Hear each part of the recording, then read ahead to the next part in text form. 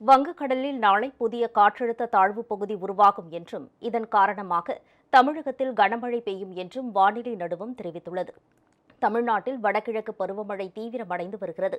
கடந்த ஒரு வாரமாக காவிரி பாசன மாவட்டங்கள், தென் மாவட்டங்கள் மற்றும் உள் மாவட்டங்களில் பரவலாக மழை பெய்து வருகிறது. இதன் தொடர்ச்சியாக தெற்கு அந்தமான் மற்றும் அதனை ஒட்டிய பகுதிகளில் வளிமண்டல மேலடுக்கு சுழற்சி உருவாகியுள்ளது.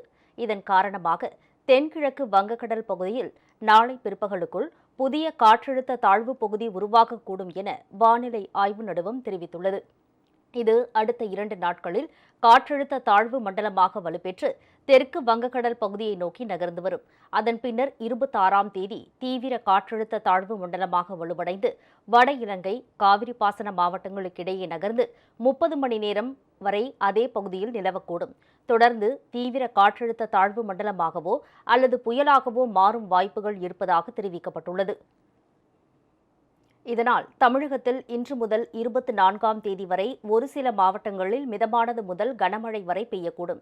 மேலும் 25ஆம் தேதி காவிரி பாசன மாவட்டங்களில் மழை தொடங்கி 26, 27 மற்றும் 28ஆம் தேதிகளில் கடலூர், தஞ்சாவூர், திருவாரூர், நாகப்பட்டினம், மயிலாடுதுறை, புதுக்கோட்டை, காஞ்சிபுரம், செங்கல்பட்டு, விழுப்புரம், ராமநாதபுரம் மாவட்டங்களின் ஓரிரு இடங்களில் கன முதல் மிக கனமழை பெய்ய வாய்ப்புள்ளதாக தெரிவிக்கப்பட்டுள்ளது. இதனிடையே மீன்வளத்துறையின் எச்சரிக்கை காரணமாக மயிலாடுதுறை மாவட்டத்தில் தரங்கம்பாடி, சின்னூர்பேட்டை, பெருமாள்பேட்டை, சின்னங்குடி உட்பட 28 மீனவ கிராமங்களைச் சேர்ந்த மீனவர்கள் கடலுக்கு செல்லவில்லை. 5000த்திற்கும் மேற்பட்ட ஃபைபர் படகுகளும் 400 விசை படகுகளும் பாதுகாப்பாக கரையில் நிறுத்தி வைக்கப்பட்டுள்ளன.